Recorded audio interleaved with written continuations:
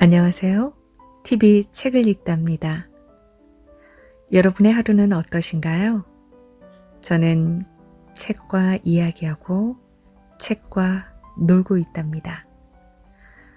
지금 여러분의 일상은 어떤지 참 궁금한데요. 일이 없을 땐 뭐 하고 보내시는지 댓글로 남겨주시겠어요? 아직도 TV 책을 읽다 구독과 알림 설정 안 하셨나 봐요? 그럼 구독과 알림 설정하시고 여러분의 일상 댓글로 남겨주시기 바랍니다.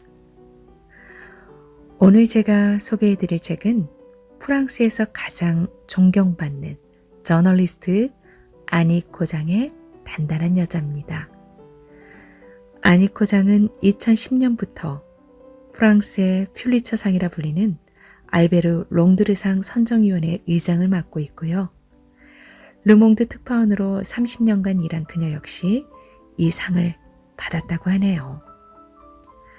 아니 코장이 여성들과 한 인터뷰는 세계적으로 유명합니다. 여성 인터뷰에 가려졌던 마음이 인터뷰 글에 잘 드러난다는 평가를 받고 있는데요. 고 다이애나와 인터뷰, 임신 중절 합법화법안을 제출한 시몬 베유 보건부 장관과의 인터뷰 등은 저널리즘의 모범이 되었습니다. 현재까지도 많은 여성에게 영감을 주는 글을 쓰고 여성운동에도 이바지하고 있는데요.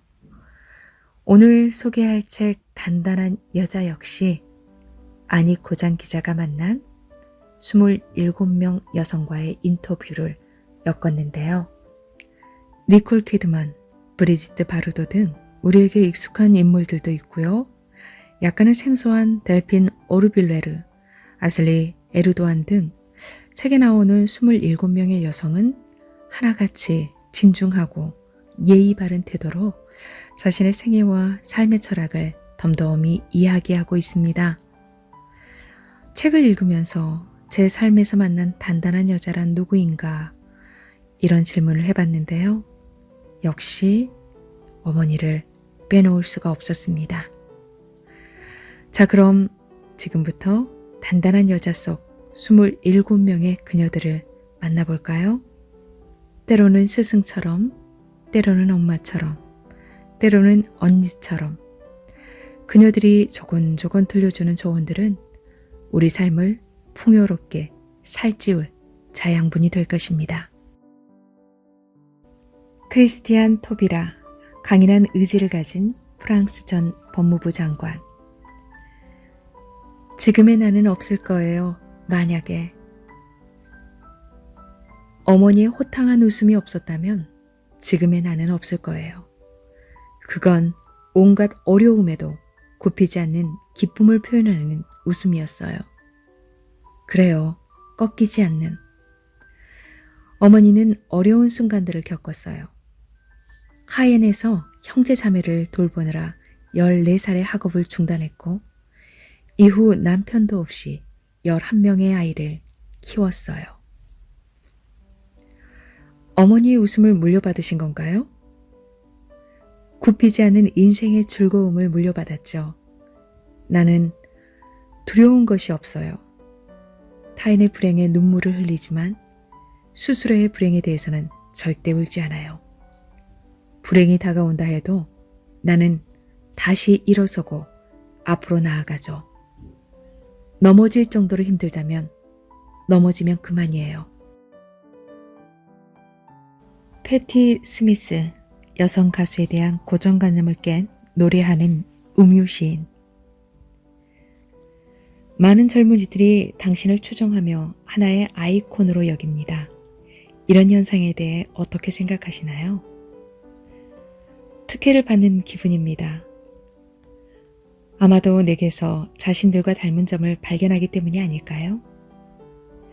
아시다시피 1975년 발매한 첫 번째 앨범 호시스는 나처럼 완벽한 주변인이며 혼자라고 느끼는 사람들을 위한 앨범이었습니다.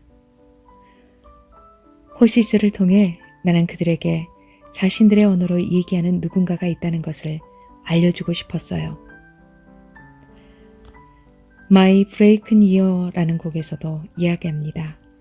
어떤 길은 금이 깔려 있고 다른 길은 그냥 길일 뿐이었어요. 내가 선택한 두 번째 길은 고된 길, 희생의 길이지만 그래도 위로로 가득한 길입니다. 창조적 욕구에 따라 그 꿈의 끝에 이르는 길은 환희로 이어지기 때문입니다.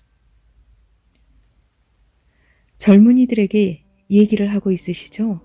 그런 점에서 책임감을 느끼십니까? 자, 그들은 인생이 마련한 놀라운 일들을 직접 경험하게 될 것입니다. 그리고 스스로의 오류를 알게 되겠죠. 그들은 그렇게 성장합니다. 패티, 난 무엇을 해야 할까요? 그들이 내게 물어오면 그저 대수롭지 않게 이를 닦아요. 대답합니다. 이 말은 여러분 자신을 신경 쓰라는 뜻이에요. 하루에 담배 서너 갑을 피우던 어머니가 담배가 없을 때 무너지는 모습을 보면서 결심했어요. 나는 그 어떤 것에도 의존하지 않는 삶을 선택하기로. 예술과 사랑만 제외하고 말입니다. 그것이 자기 자신을 보호하는 철학이랍니다. 엘렌 그리모, 사랑과 영혼을 연주하는 프랑스 출신의 피아니스트. 지금의 나는 없을 거예요. 만약 부모님으로부터 끝없이 조건 없는 사랑을 받지 못했다면 지금의 나는 없을 거예요. 자신에 대한 믿음을 갖기 위해서는 먼저 잠재력을 개발하는 것이 매우 중요하죠. 나는 사랑받지 못한 결핍을 극복하느라 일생을 허비하는 사람을 주변에서 많이 보았어요. 이 넓은 세상을 당당히 살아갈 수 있도록 부모님이 내게 주신 사랑은 값을 매길 수가 없을 정도입니다. 그리고 운 좋게도 두 분 모두 건강하세요. 부모님이 내게 주신 것은 너무도 강력해서 삶과 죽음을 넘어서 내게 영향을 미치고 있어요. 델핀 오르빌레르, 프랑스에 있는 여성 랍비 그리고 작가이자 강연자. 당신은 난관을 어떻게 피해갔는지요? 뉴욕으로 떠났습니다. 그곳에서 다른 유대교를 발견했어요. 자유롭고 현대적인, 창의적이며 남녀가 평등한 종교적 사고였어요. 규범에 얽매이던 보수적인 사유와는 반대였죠.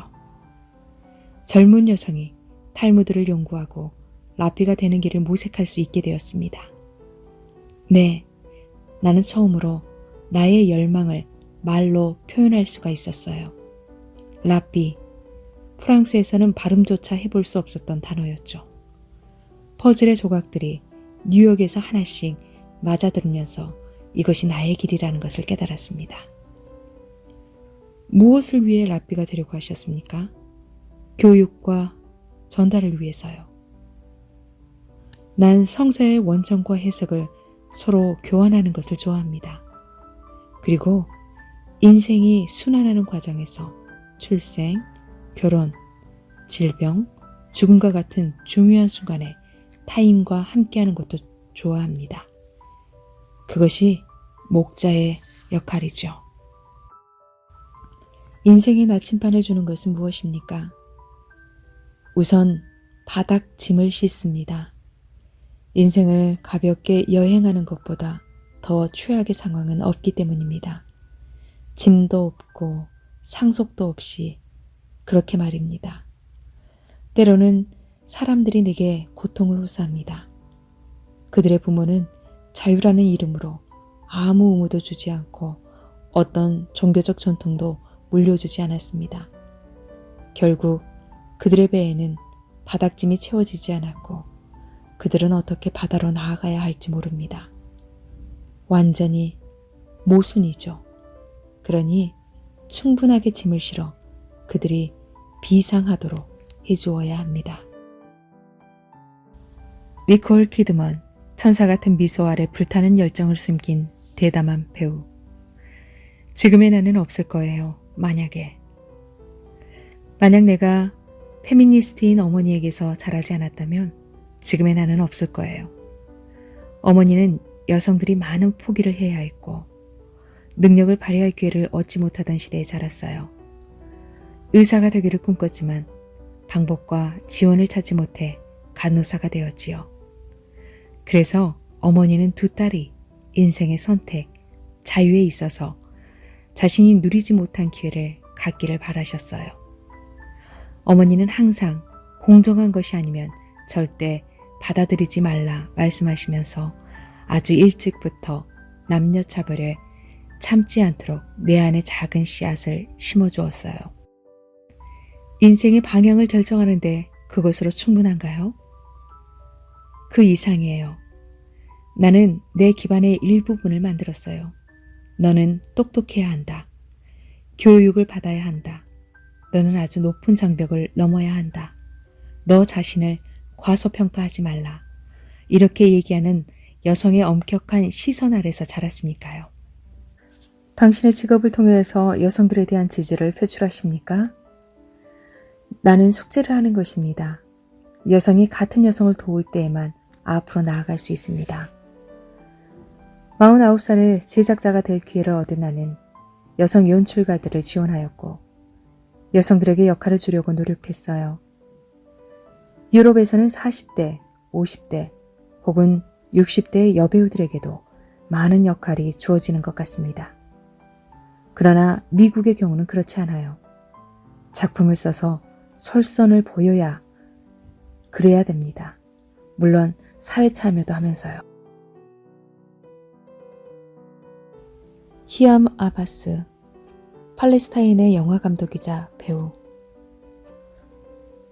당신의 정체성은 무엇이죠? 여러 가지였어요. 난 사람들이 나를 가두려고 하는 틀을 거절하고 인생의 매 단계마다 자유로울 권리를 위해 끊임없이 싸웠어요. 난 분쟁의 땅에서 태어났어요. 그것도 매우 다양한 측면이 있는 복잡한 분쟁이죠. 그래서 난 안락함과 지나치게 단순화된 시각을 싫어합니다. 흑백 구분은 흥미롭지 않아요. 팔레스타인의 대변인이 될 의무를 느끼지 않나요? 난 어떤 기관이나 그 누구의 대변인도 아니에요. 아랍에 이런 속담이 있어요. 사람들은 사다리를 절대 수평으로 놓지 않는다. 네, 팔레스타인은 수평으로 놓인 사다리예요. 난 그냥 두겠습니다. 아니면 그것을 잡고 곧바로 세운 다음 내가 원하는 곳으로 갈 겁니다. 그때 그것을 제어하는 사람은 바로 납니다. 브리지트 바르도, 야생동물 보호가이자 프랑스 국민 배우. 지금의 나는 없을 거예요. 만약 동물들이 겪는 고통을 의식하지 못했다면, 그리고 그들을 돌보기 위해 내 커리어를 단호하게 포기하지 않았다면 지금의 나는 없을 거예요. 무의미한 그리고 나를 불행하게 만들었던 가식의 세계도 끝이 났죠. 누군가는 변덕이라고 했고 누군가는 내가 미쳤다고 했어요. 하지만 나의 결정은 되돌릴 수가 없었어요. 38살에 동물을 위해 전부 내려놓았죠. 내 인생 중 가장 잘한 결정이라고 생각해요. 그렇다 쳐도 아름다운 만남이나 즐거운 순간들이 분명 있었잖아요. 예술가들의 삶을 통해 난 특별한 경험들을 했어요. 물론 강렬한 순간도 있었고요. 하지만 그것은 개인적 삶에서 느낀 것이지 공적인 삶에서 느낀 게 아니에요. 내가 처음 데뷔했을 때 얼마나 많은 사람들이 나를 비웃었는지 아세요? 사람들은 내가 매력적인 멍청이라고 말하며 말도 잘하지 못하고 연기도 소뜨르다고 말했어요. 열렬한 사랑을 받았지만 그만큼 경멸도 당했답니다. 내게는 큰 상처였고 그 모욕감을 그들에게 되갚고 싶었어요. 내게는 한 가지 원칙이 있어요. 무엇인가를 시작할 때는 잘해야 하고 끝까지 가는 거죠. 난 일에서도 그 원칙을 지켰어요. 어느 하나 그저 취미삼아 한 것은 없습니다. 아니코장의 단단한 여자 아주 가볍게 소개를 해드렸어요. 지금까지 우리의 세상은 어땠나요? 남성 중심적이었죠. 하지만 여성의 사회 참여 그리고 권리 향상을 위해서 계속된 노력으로 시대는 많이 변했습니다. 오늘 단단한 여자 책을 통해서 만나본 성공한 그녀들의 삶 역시 평범한 우리의 삶과 크게 다르지 않았는데요. 그녀들 역시 여성이라는 이유만으로 사회에서 각종 차별을 받았지만 주도적인 태도로 여성이 살아가기에 더 나은 세상을 만들기 위해서 노력해 왔다는 것입니다. 책을 읽게 된다면 당신 역시 이전보다 조금은 더 단단해지고 강해진 모습으로 이 세상에서 우뚝 서리라 믿어 의심치 않습니다. 그럼 TV 책을 읽다 여기서 인사드릴게요.